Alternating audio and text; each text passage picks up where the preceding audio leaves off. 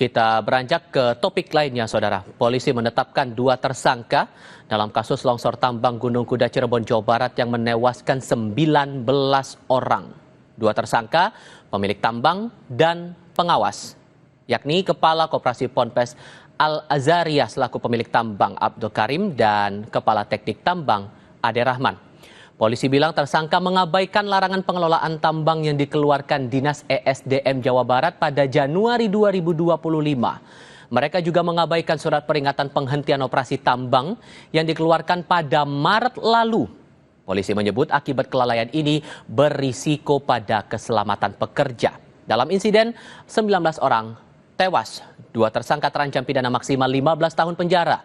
Polisi pun mendalami dugaan permainan di balik keluarnya izin tambang pada 2020. Tersangka AR mengetahui adanya surat larangan pelaksanaan kegiatan usaha pertambangan tanpa persetujuan RKAB yang ditujukan kepada pemegang IUP dan mengetahui surat peringatan dari kantor cabang Dinas SDM 7 Cirebon untuk menghentikan kegiatan usaha pertambangan secara khusus pada lokasi TKP.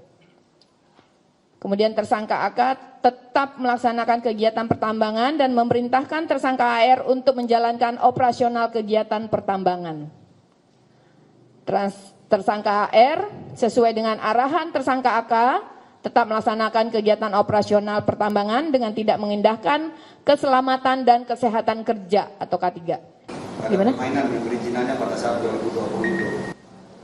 Permainan apa, Pak? Artinya tidak ada. Oh, masih kita dalami. Apakah ada permainan dan lain-lain? Kita akan dalami ya.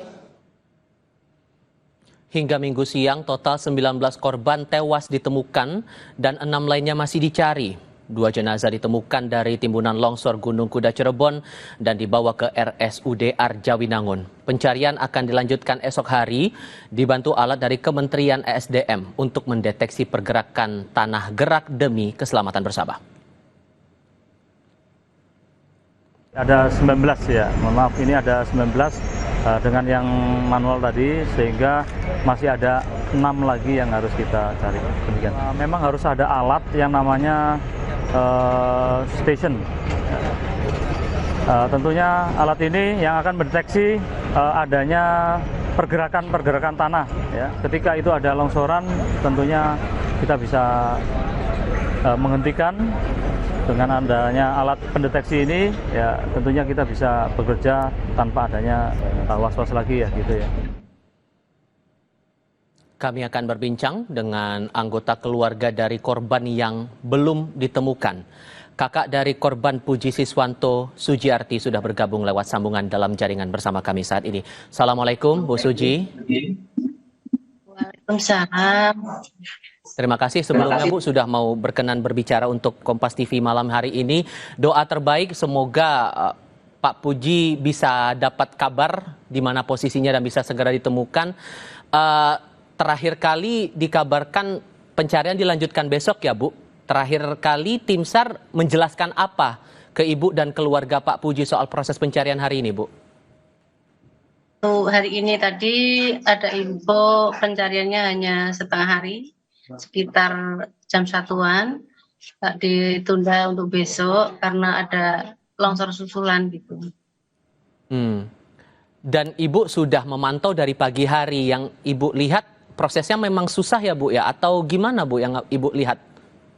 Ya, prosesnya memang susah, begitu digali turun lagi, longsorannya ke bawah, turun lagi ke bawah gitu prosesnya. Dan kebetulan Oke, silakan Ibu. Kebetulan hari itu saya mengikuti di lokasi terus, saya menunggu di sana tiap hari. Dan tim SAR meminta Ibu dan keluarga menyiapkan sesuatukah selama proses pencarian ini berlangsung untuk Pak Puji, Bu? Ya, kita standby aja di lokasi. Kita memantau pencariannya gitu. Soalnya kita kan dari saudara jauh, dari Blora, dari saudaranya Puji Siswanto. Kita memantau 3 hari di lokasi. Dan di sana pengamanannya ketat ya Bu? Atau ada jarak tertentu yang mungkin Ibu dan keluarga bisa melihat proses pencariannya di sana Bu? Ya, keamanannya cukup bagus, ketat, ada jarak untuk kita melihat ya. Ada batas polisi di sana, ada garisnya. Hmm. Boleh tahu Ibu, ini Pak Puji kerja di area tambang seperti ini baru kali pertama atau sebelumnya udah pernah juga, Bu? Eh, Kalau setahu saya baru pertama, tapi dia udah hampir 3 tahun di situ. Oke, 3 tahun berarti sekitar tahun 2021-2022 ya, Bu ya? Ya, hampir 3 tahun setahu saya. Hmm. Eh, Sempat ada kekhawatiran nggak, Bu, dari pihak keluarga soal ini? Kan jelas ada risiko ya, Bu ya, tapi ada kekhawatiran yang mungkin sempat dijelaskan dari pihak keluarga atau mungkin dari perusahaan ke keluarga gimana hal-hal selama Pak Puji bekerja di sana, ada penjelasan nggak, Bu, dari perusahaan, Bu? Kalau dari perusahaan kayaknya kok nggak ada penjelasan, cuma dari keluarga itu tetap was-was lah. Kerjaannya kayaknya kok seperti itu lokasinya gitu. Tapi gimana lagi, kerjanya udah hampir 3 tahun ya. Ya dari keluarga ya saya kira nggak ada kejadian seperti itu. Hmm. Dan sampai kejadian yang kemarin itu dari perusahaan sempat ketemu langsung ke Ibu mungkin atau keluarga besar menjelaskan detail peristiwanya, Bu? Belum ada yang menghubungi keluarga dari pihak perusahaan atau PT-nya itu belum ada sama sekali. Bahkan sampai Ibu dan keluarga datang ke TKP pun belum ada penjelasan, Ibu? Kalau dari perusahaannya belum ada sama sekali. Cuma kita keluarga ya di lapangan untuk mengikuti pencarian itu, memantau selama 3 hari ini sudah. Selama proses pencarian Pak Puji ini, Bu, dari keluarga juga diikut sertakan nggak, Bu, biar ada saksi yang melihat prosesnya tim SAR mencari posisi Pak Puji ini? Boleh cerita, Ibu? Dari keluarga ikut semua, dari keluarga dari Blora, dari pihak Mas Puji Siswanto ikut semua di lokasi, dari keluarga istrinya yang di Majalengka sini juga ikut semua. Sekarang kan proses pencarian masih berjalan ya, Bu. Yang diharapkan keluarga ini bentuk pertanggungjawaban seperti apa dari pihak perusahaan dan bentuk komunikasi apa yang diinginkan dari pihak keluarga, Bu? Ya, kalau pihak keluarga pertama semoga bisa dapat ditemukan. Terus untuk kedua kalinya dari pihak PT-nya atau perusahaannya itu mempertanggungjawabkan gitu loh dari keluarga kami. Ada tanggung jawabnya gitu. Nanti tindakannya seperti apa kita belum dikasih tahu sama sekali. Saya mau memastikan lagi, Bu. Sebelum kejadian, terakhir kali komunikasi dengan Pak Puji kapan dan ngobrolin apa, Bu? Ngobrolin kerjaan beliau juga atau ada hal lain? Kalau untuk komunikasi terakhir itu malam Jumat. Itu kan kalau malam sering komunikasi masalah keluarga aja, baik-baik saja, ngabarin gitu, nggak ada masalah kerjaan.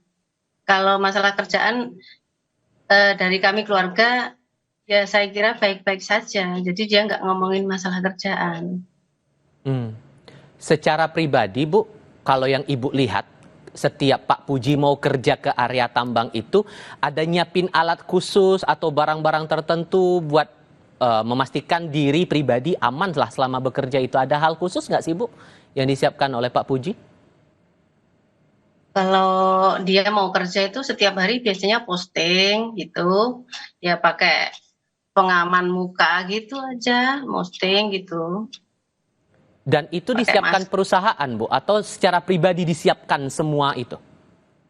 Kayaknya dari rumah bawa, kalau berangkat itu pakai masker, pakai ini leher itu bawa. Oke. Difasilitasi sesuatukah, Bu, dari tim SAR mungkin atau perusahaan selama Ibu dan keluarga menanti proses pencarian masih berjalan sampai besok setidaknya, Bu? Kayaknya kok dari keluarga saya nggak ada, ya cuma kita di tenda nungguin hasilnya gitu aja sambil ngeliatin mantau gitu pencariannya. Hmm. Satu hal lagi nih Bu, tentu dari pihak keluarga masih menantikan kabar baik posisi Pak Puji ada di mana. Tapi selain menunggu ini ada langkah atau upaya lain yang dilakukan keluarga demi mencari posisi dari Pak Puji ini di TKP, Bu? Ya, kalau pihak keluarga bisanya cuma berdoa, ya tetap ada di lokasi, ikut memantau jalannya penggalian itu, dan supaya bisa cepat ketemu gitu aja. Tentu doa terbaik, semoga ada kabar baik dari tim SAR agar diketahui posisi Pak Puji sampai dengan saat ini. Dan insya Allah semoga dalam keadaan yang baik dan selamat. Bu Suji, saya terima kasih sekali lagi ya Bu, sudah mau meluangkan waktu bercerita bersama kami kali ini. Sehat selalu untuk Anda ya Bu, sekeluarga. Assalamualaikum. Waalaikumsalam.